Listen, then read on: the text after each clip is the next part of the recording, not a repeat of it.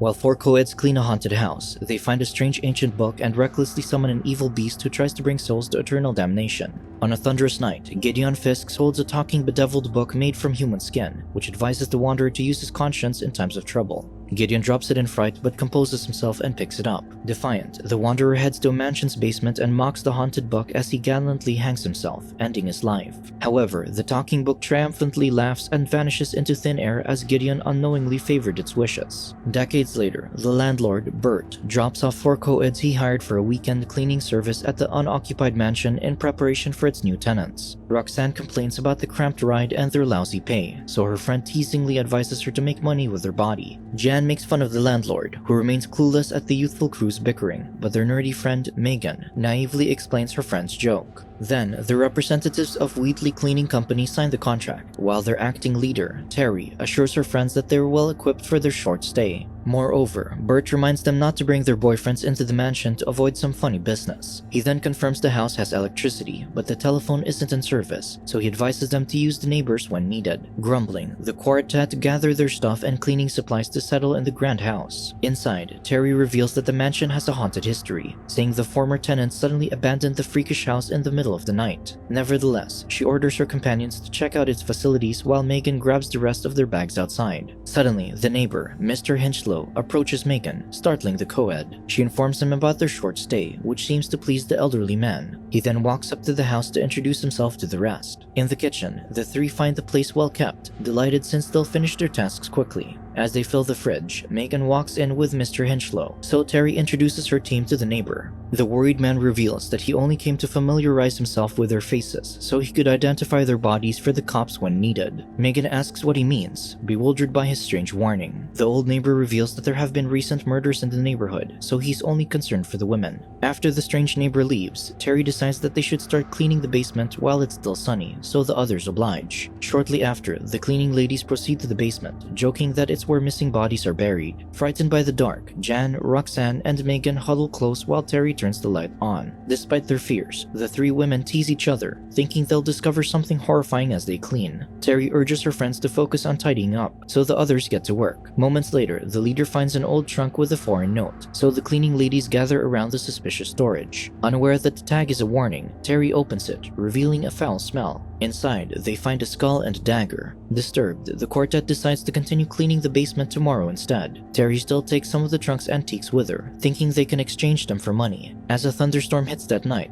Jan and Megan prepare their food and join the others in the living room. Meanwhile, Gideon's ghost appears outside and materializes the cursed book in his hands. In the house, Roxanne turns on the antique radio and dances provocatively to show her friends how she seduces men. Megan praises her friend's performance, so Roxanne teaches her the alluring technique. However, the geeky woman retreats to her room out of shyness. Suddenly, the doorbell rings, so they check who it is. The three co-eds find Gideon standing in the doorway with a package in hand. Confused, Terry tells the stranger that they don't live in the house, but Gideon puts the package in her hand before walking away. Afterward, Roxanne urges Terry to follow the note and open the package immediately, claiming it might be something perishable. Convinced, the leader unwraps the package and finds the cursed book with a monstrous face. However, the women are unable to read the foreign text on the pages, so Roxanne fetches their smart friend upstairs. Meanwhile, Megan marvels at her figure in front of the mirror, but her self-doubt gets the better of her. Then, Roxanne appears and assures her self-conscious friend that she has an appealing body. She then informs her about the strange foreign book they need help reading.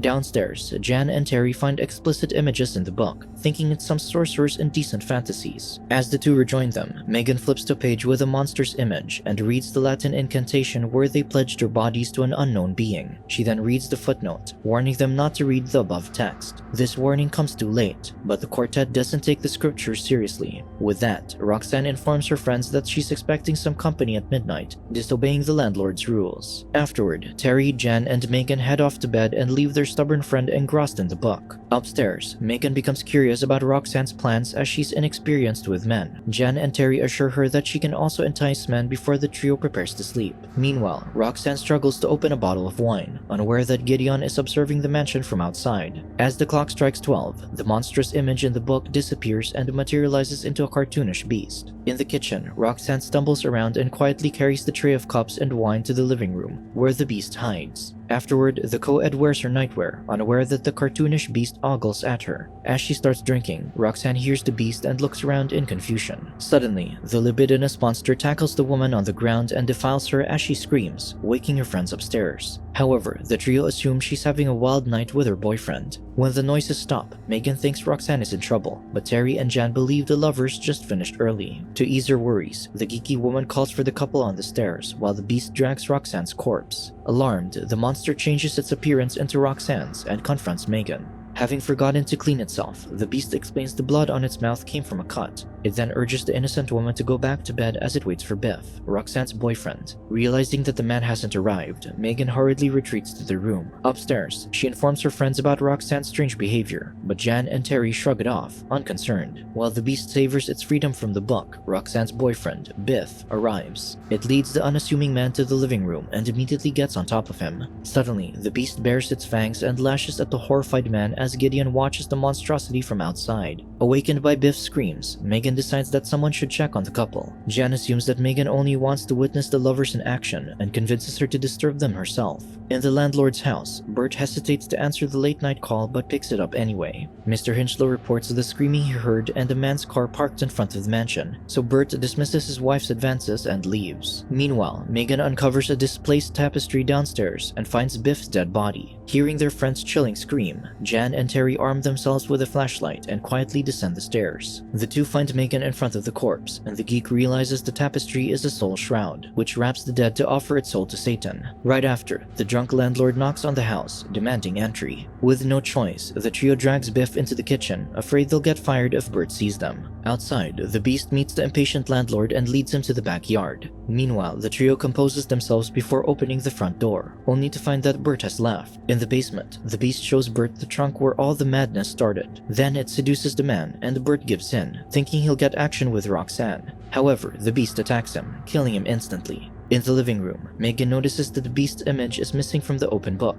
On the next page, Jan sees the image of the dagger they found, so Megan reads the text. They learn that the earlier incantation released the beast's spirit into the living world, which intends to kill and collect souls. Unfortunately, Megan fails to read the instructions on how to kill the beast with the shroud and the dagger. However, Jan and Terry don't believe the scriptures and decide to find Roxanne, thinking that she killed her boyfriend. In the basement, the trio finds the lights on, but no one is around. Exhausted, Terry sits on a chair where the soul shroud falls and reveals Bert's corpse. The trio screams in terror and finds Roxanne's lifeless body in the trunk. Panicking, the three women rush outside when an invisible force pulls Megan's hair. Returning to the house, Terry calms her friends as she thinks that someone else is the killer, refusing the idea of the living beast. The assertive woman suggests arming themselves with a kitchen knife and calling the police at Mr. Hinchlow's house. In the kitchen, the trio finds that Biff's corpse is missing, along with everything in the drawers, thus leaving them defenseless. As they rush back to the living room, the women bump into their neighbor. Jan confirms Mr. Hinchlow's suspicions of the haunted house, so the elderly man leads the coeds to the front door. He suggests that they dress up due to the bad weather, but Terry goes to retrieve the dagger instead. Megan shows Mr. Hinchlow the strange book, which the man confirms to be an ancient Kantarian warlock's demon spell guide brought by Gideon Fisk in the 1930s. Jan becomes suspicious about the elderly man's knowledge, and when they look back, Mr. Hinchlow has transformed into Roxanne. Unaware that this is the beast, the trio confronts their friend. They speculate that Roxanne and the men are playing a trick on them, which the beast admits. It then asks about the book, so Megan describes the missing drawings as horrendous and explains their discovery. Furious about their joke, Terry convinces her friend to take revenge, so they head to the basement where Roxanne claims is where the men are hiding. There, the trio beats Biff and Bert to get them to stop pretending, but they remain unresponsive. Suddenly, a demonic voice from Roxanne's body explains that Megan was right and their friend is dead. Cornered by the beast, Megan realizes that the dagger must be impaled into the demon's heart, but Terry left it upstairs. To retrieve it, Jan throws a box at the beast so they can run. However, the monster tackles her to the ground and kills her. As the two survivors reach the house, they hear a loud crash upstairs, implying the beast forced its way through a window. Unfortunately, the two can't find the dagger, so Terry grabs an iron rod from the furnace to confront the monster. Afraid, Megan suggests they escape and call the cops, but the fearless woman wants to avenge her friends. As they confront their opponent upstairs, the beast lunges at Terry and kills her, while Megan falls down the stairs. Crippled from the fall, Megan drags her her leg and reaches for the book,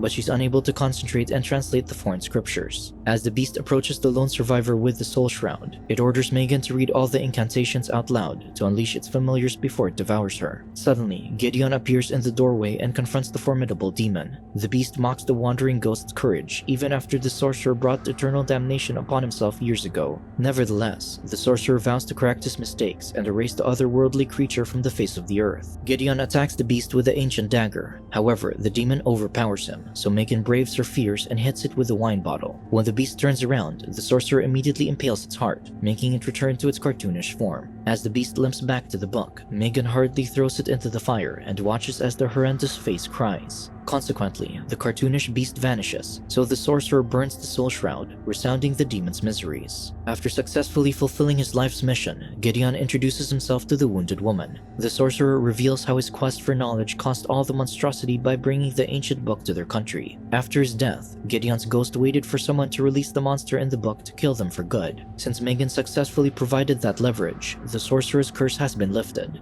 Despite their victory, Megan blames Gideon for her friend's death. However, the sorcerer reveals that her friends are alive, claiming that the beast never existed.